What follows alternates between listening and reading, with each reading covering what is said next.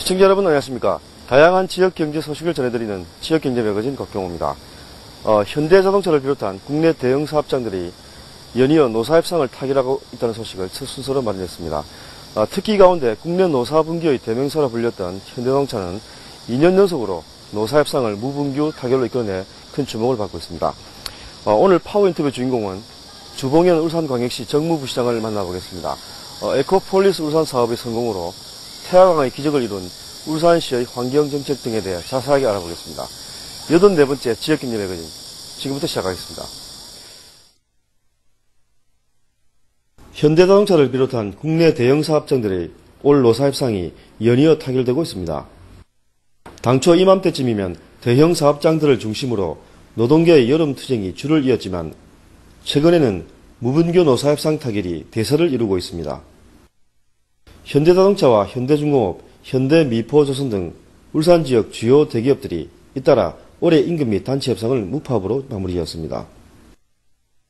현대자동차는 지난달 28일 올 임금 협상을 완전 타결짓는 노사 조인식을 가졌습니다. 지금 이제 2년 연속 무분규 했다는 의미는 앞으로 노사관계가 있어가지고 보다 발전된 모습이 한 단초를 마련했지 않나 그런 생각을 합니다. 네.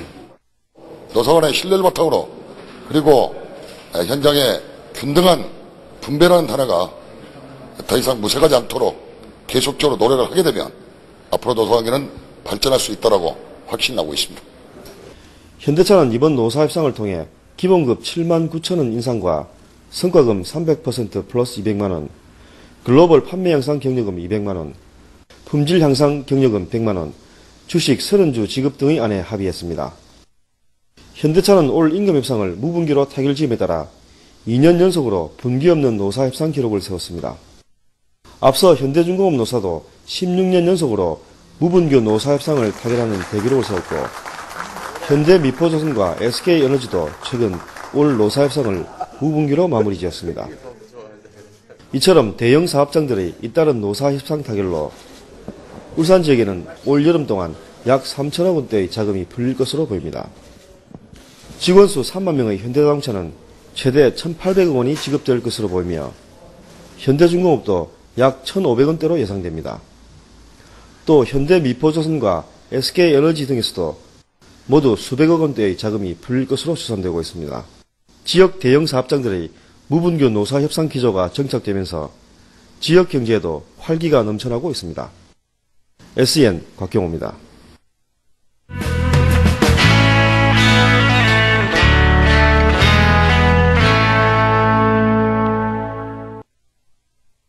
파워인터뷰 오늘 초대 손님은 주봉현 울산광역시 정무부시장을 모셨습니다. 산업수도 울산의 경제와 환경 문제 전반에 대해 자세한 말씀 나눠보겠습니다. 만나시기 전에 먼저 저희가 준비한 화면을 보시겠습니다.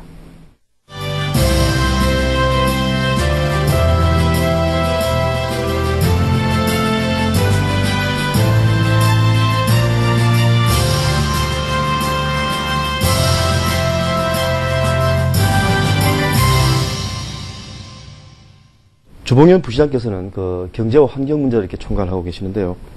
특히 환경부에 오래 근무하시는 등 환경 전문가로 이렇게 정평이 나 있기도 하십니다. 먼저 울산시 환경 정책에 대해서 질문 한번 드려보겠는데요. 울산이 에코폴리스 사업을 추진하면서 산업 수도이면서 환경 수도라고 할 만큼 환경이 좋아졌다는 평가가 내려지고 있는데 우선 에코폴리스 울산은 어떤 사업인지 한번 여쭤보겠습니다. 부시장님 개괄적으로 설명을 좀 해주시죠. 네, 에코폴리스 울산 사업은 도시의 지속 가능한 발전을 위해 경제와 환경이 함께해야 한다고 하는 이념을 실천한 프로그램입니다.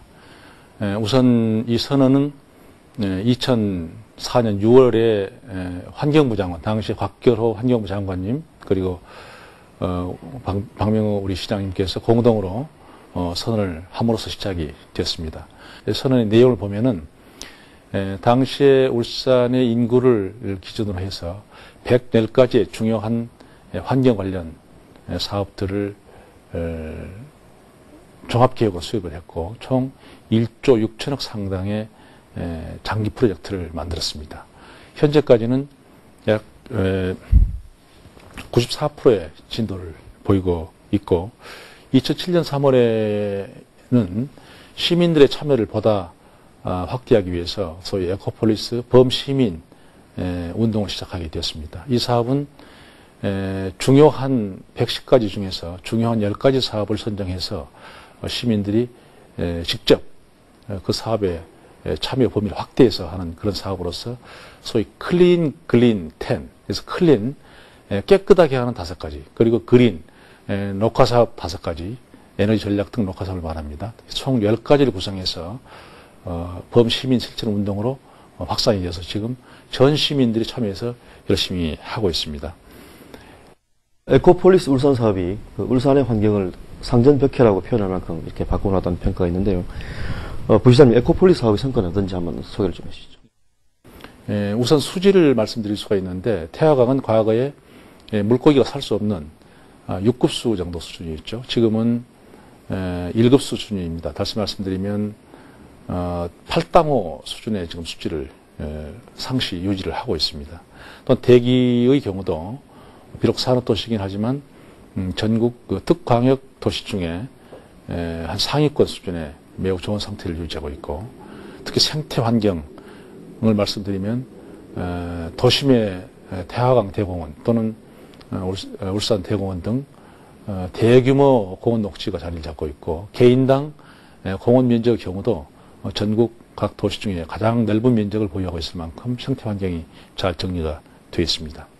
특히 저희가 자랑하는 것은 각종 폐기물과 폐에너지 자원을 재순환시키는 사업을 전 세계적으로 울산시만큼 효율적으로 또 많이 하고 있는 경우도 드뭅니다. 그래서 이 분야의 학술 대회 등을 개최하게 되면 울산에 와서 다 배워가는 그런 상황으로 있습니다. 전반적으로 이와 같은 환경 개선의 효과에 따라서 시민들의 삶의 질이 획기적으로 개선이 되었습니다. 작년도에 영국의 그 유명한 그 파이낸셜 타임즈지에서 아태 지역의 140여 개 도시를 대상으로 시민들의 삶의 질을 조사한 결과를 발표를 했는데, 울산시가 매우 자랑스럽게 3위권에 진입하는 그런 성과를 발표한 바가 있습니다. 종합적으로 볼 때 환경이 크게 좋아졌고, 바로 그로 인해서 시민들의 생활에 활력을 갖게 됐고, 또 우수한 자원이, 인적 자원이 울산을 찾게 됐고, 이러한 모든 환경 개선의 효과는 바로 산업 생산력의 개선으로 나타나서 경제와 환경이 함께 가는 매우 좋은 새로운 틀을 보여줬다고 말씀드릴 수가 있습니다. 이번에는 그 울산시의 연료정책 전환에 대해서 질문을 드려보겠습니다. 고유황료 허용 문제를 놓고 지금까지 논란이 뜨거웠었는데 이 문제가 이제 정리가 되는 상황이 아닌가 싶은데요. 고유황료 허용을 포함한 울산시의 환경정책 변화가 왜 진행되고 있는지 궁금하지 않을 수 없는데요. 그 부시장께서 한번 정리해 주시죠. 고유황료, 저유황료 문제가 한 2년째 시민들 또 전문가들 사이에 옳은 정책 방향 설정을 위해서 논란을 현재 하고 있습니다. 금년 하반기에는 시민들의 의견을 종합적으로 수렴해서 공청회를 거쳐서 최종 확정을 지을 계획으로 있습니다. 저희는 이 문제를 울산시의 앞으로의 대기 환경 개선을 위해서 이 문제를 반드시 풀어야 할 과제로 보고 있습니다. 다시 말씀드리면 정서적인 문제와 과학적인 문제는 다를 수가 있는데, 고유황료는 일반적으로 시민들이 생각하기에는 황함량이 높은 저질 연료를 보고 있고, 저유황료는 황함량이 낮은 양질 연료를 보고 있습니다. 연료 자체는 그렇지만 우리가 접근하고 있는 것은 소위 과학적인 관리 입법을 통해서 환경 기술의 발달에 의해서 비록 그 저질의 연료지만 처리를 잘하고 또 고도 기술을 활용한 처리 방식을 잘 택한다면 오히려 저유황료보다도 훨씬 환경적으로 유리한 그런 관리를 할 수 있다. 이런 측면에서 고유황료의 사용 방안을 신중히 검토를 하고 있습니다. 저유황료의 경우는 별도의 방지 시설을 설치할 의무가 없습니다. 그렇기 때문에 대개 SO2 기준으로 한 100ppm 이상의 아황산가스가 배출이 되고 있습니다. 그러나 고유황료를 쓰게 되면은 방지 시설 설치가 의무화되어 있습니다. 그로 인해서 일반적으로 저희가 조사한 바에 따르면 SO2의 배출 농도가 100ppm 훨씬 이하로 나오고 있습니다. 그렇다면은 환경적으로 볼 때 결과적으로 굴뚝을 정확히 감시 감독만 할 수 있고 배출량에 대한 정확한 관리가 가능한 상황이라면 고유황료를 택하고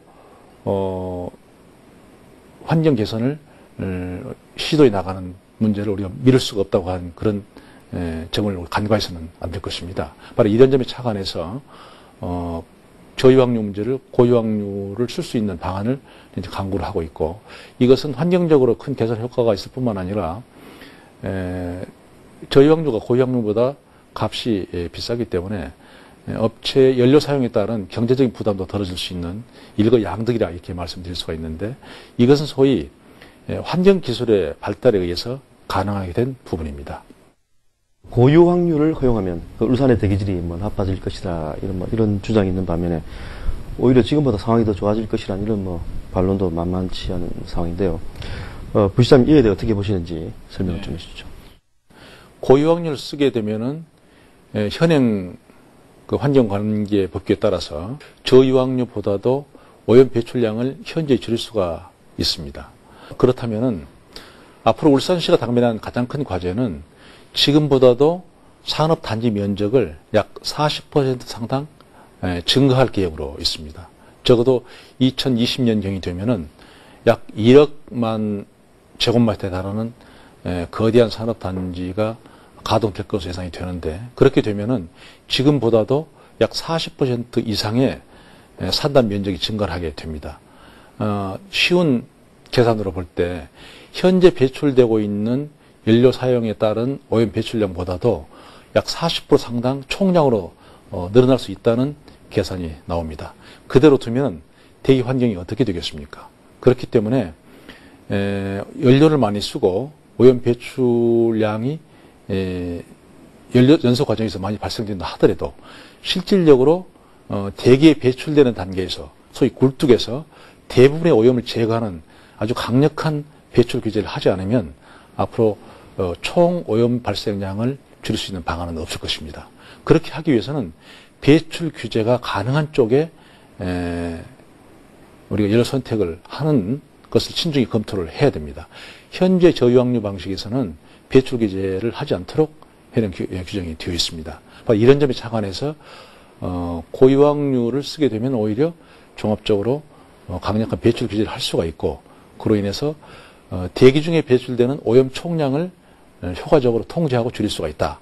이런 차원에서 접근하고 있는 것이고, 바로 이 문제는 환경, 기술 및 정책 운영에 관한 국립 환경 전문 연구기관인 소위 KEI에 우리가 의뢰를 해서 이미 조사 결과가 나와 있습니다. 그래서 조만간 이 성과를 바탕으로 해서 관계 전문가들, 우리 시민들과의 충분한 의견 교환을 통해서 공청회를 개최하고 그에 따라서 정책 결정을 할 예정으로 있습니다. 울산시가 전국 지자체 가운데서 처음으로 그 음식 폐기물 자원화 사업을 추진하면서 큰 관심을 끌고 있는데요. 부시장님, 어떤 사업인지 소개를 좀 해주시죠. 우리 지역 내에서 발생되는 음식 쓰레기 한 180톤, 그리고 하수 슬러지 400여 톤을 처리하고, 이 처리하는 과정에서 발생된 바이오가스 13,800 입방미터를 소위 산업용 연료로 다시 활용하는 그런 매우 유익한 그런 신기술을 이용한 유익한 사업을 제가 시도를 했는데, 초음파를 활용한 음식물 그리고 하우슬러지 소위 분해 과정을 기술화시킨 그런 프로젝트입니다. 총 이 사업으로 인해서 예상되는 수익은 약 한 500억 이상의 예상 수익을 우리가 기대할 수 있습니다. 우선 그 내용을 보면은 시설 투자비를 순수 민자를 활용했기 때문에 BTO 방식으로 했습니다. 그래서 256억 상당을 절약할 수 있게 됐고, 또 매년 일반적으로 하수슬을 소각하거나 현재와 같은 처리 방식으로 들어가는 비용보다도 매년 16억 상당 절감을 할 수 있게 돼서 결과적으로 한 20년 정도의 주기를 본다면 500억 이상, 5, 600억 정도의 이득을 보게 되는 그런 사업 성과를 올렸습니다. 그런데 보다 중요한 것은 에너지와 폐 자원을 다시 에너지를 생산할 수 있는 자원으로 재활용했다는 점이 매우 중요하고, 이 기술을 상용화시킨 것은 세계 최초입니다. 여기서 제가 말씀드리고 싶은 것은 울산시의 이런 신기술에 대한 과감한 도전 정신, 이것을 말씀드릴 수가 있습니다. 울산은 소위 계획에 의해서 탄생된 도시로서 과학적으로 신뢰가 가고 또 실용성이 입증된 그런 기술의 경우는 과감히 사업화시키는 전통을 가지고 있습니다. 바로 그런 전통 기반을 두고 세계 최초의 초음파를 이용한 슬라지 분해 기술을 사업화시킨 경우가 되겠습니다. 이 기술은 세계적인 관심을 가지고 있고, 많은 소위 에너지 폐자원 분야의 전문가들이 지켜보고 있는 상황에서 성공적으로 준공이 되어서 현재 가동 중에 있습니다. 이번엔 화제를 좀 바꿔 경제 분야에 대해서 몇 가지 질문을 드려보겠습니다. 지난 7월 1일자로 민선 5기가 출범하면서 전국 대다수 지자체마다 경제 문제가 가장 최대의 화두가 되고 있는 상황이지 않습니까? 부시장님, 민선 5기가 출범하면서 울산시가 가장 역점을 두고 있는 경제 정책 어떤 것들인지 소개를 좀 해주시죠. 네. 현재 울산은 3대 주력 산업이 있습니다. 이 3대 주력 산업을 고도화시켜서 새로운 시장 수요에 적극적으로 대응할 수 있도록 하고, 또 새롭게 발생되는 신규 시장, 신규 산업에 대해서도 적극적으로 진출한다. 두 가지로 경제 정책 방향을 말씀드릴 수가 있습니다. 먼저 기존 3대 주력 산업의 고도화의 내용은 자동차, 조선, 석유화학 이 3대 주력 산업을 말씀드리는데, 자동차는 이미 내연기관 방식에서 전기 자동차 쪽으로, 그리고 하이브리드카 또는 수소연료차 쪽으로 기본 방향을 바꾸고 있는데, 이와 같은 새로운 발전 방향을 감안하여 우리 산업을 구조를 개편해 나가겠다 하는 것이 방향으로 되어 있고요. 조선의 경우는 현재 우리가 조선 수주 역량이나 기술 면에서 세계 탑입니다만, 앞으로 한계가 있을 것을 고려해서 소위 IT와 융합한 그런 조선, 그리고 고부가 조선 쪽으로 방향을 선회하고 있고, 또 조선 산업과 관련된 각종 브랜드 산업이 현재 세계적인 수요가 폭발하고 있습니다. 그래서 조선 산업의 각종 그 인력과 그 역량을 브랜드 산업 쪽으로 같이 다양화시키는 그런 사업들을 현재 구조조정 개편의 방향을 잡고 있습니다.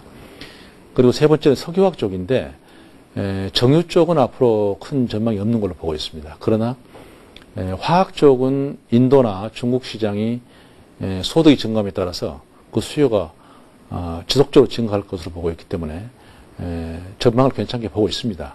그러나 장기적으로 본다면 소위 정밀화학이나 신화학, 그리고 바이오화학 쪽이 새로운 방향일 수밖에 없습니다.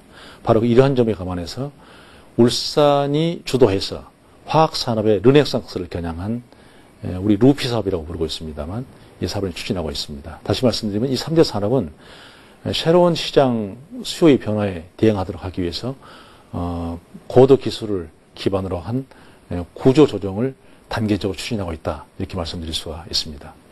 또한 새로운 시장 수요로 본다면 2차 전지 그리고 원자력, 이 두 가지를 볼 수가 있는데, 우선 2차 전지 산업 시장으로 본다면 최근에 울산에 SB 리모티브가 투자를 했습니다. 이 산업은 우리 국내 삼성 SDI와 세계 자동차 부품의 최다 공급업체라고 할 수 있는 보시사가 합작을 해서 설립한 회사로서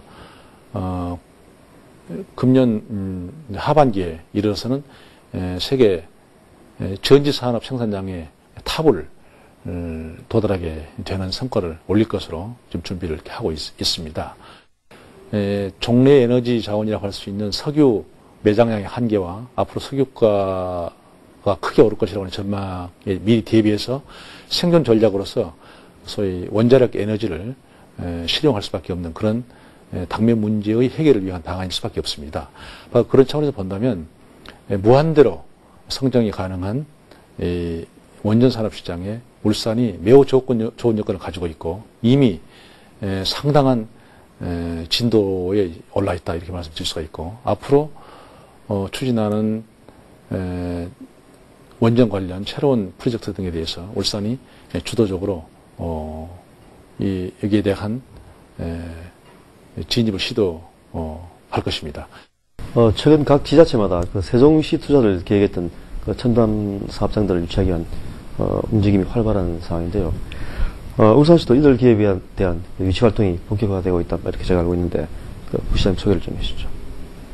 세종시에 계획돼 있던 주로 태양광 그리고 2차 전지 산업이 주류가 되겠습니다만 이 시설들은 당초 계획상 울산에 투자하도록 예정이 돼 있었고 세종시 계획에는 일부 일단 삼성의 대용량 배터리 같은 경우가 해당이 되겠습니다만 일부가 그쪽에 투자하도록 되어 있었기 때문에 기본 구도로 본다면 큰 변화는 없을 것으로 예상이 됩니다. 그러나 최근 들어서 이제 자치단체들이 다투어서 유치전을 벌이고 있기 때문에 잘못하면은 울산시에 오게 되어 있는 부분이 다른 곳으로 가지 않을까 하는 걱정거리도 가지고 있습니다. 또 한 가지는 최근 들어서 2차 전지 산업을 비롯한 소위 신재생에너지 산업에 대한 시장 수요 전망이 과거에 판단했던 것보다 더 크게 보고 있기 때문에 새롭게 이 분야에 진출하려고 하는 많은 기업들이 있습니다. 그래서 우리 시로서는 당초 예정되어 있던 울산시 투자 계획을 성공적으로 유치를 하는 것이 우선적인 방향이고 두 번째로는 새롭게 투자를 계획하고 있는 많은 기업들이 역시 울산에 와서 투자하시고 성공할 수 있도록 하기 위한 그런 노력을 하고 있습니다. 끝으로 산업수도 울산의 경제와 환경을 총괄하시는 정무부시장으로서 향후 포부가 계신지 한번 여쭤보겠습니다. 부시장님 끝으로 한 말씀 해주시죠.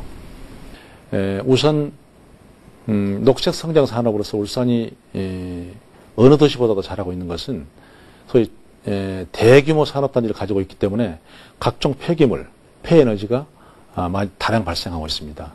이 폐에너지와 폐자원을 다시 자원을 활용하는, 재활용하는 그런 사업을 소위 생태 산업단지 사업이라 하고 있는데 이 분야에 있어서는 세계적으로 독보적인 역량을 가지고 있고 또 그런 혁신적인 아이디어를 실천에 옮겨나가고 있습니다. 이 분야에 관한 학회나 또는 세미나 등을 하기 위해서 세계적인 전문가들을 초청을 해서 같이 논의를 해보면 울산의 성과에 대해서 모두 놀라고 있습니다. 이 분야에 대해서 우리가 특별한 아이디어와 노력을 통해서 성공해 나가고 있는데 바로 이러한 베이스를 더욱 확대시켜서 전 산업 분야로 확대시킴으로써 에너지 자원을 최소화하면서 성과를 최대 올릴 수 있는 그런 시스템을 구축해 나가도록 할 계획입니다. 글로벌 리더로서의 세계 인류와 함께 할 수 있도록 그러한 기술과 그런 사업 성과를 공유할 수 있도록 하는 노력을 함께 하고 있습니다. 이것은 국제사회 일원으로서 또 인류의 공동 번영과 발전을 위한 선도도시로서의 당연한 역할이라고 생각합니다.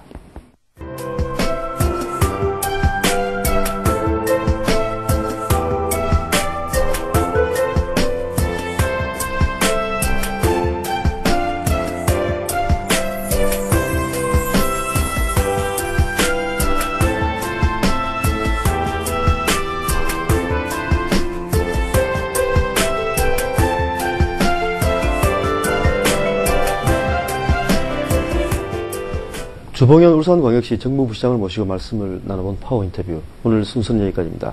시청자 여러분, 다음 시간에 다시 찾아뵙겠습니다. 고맙습니다.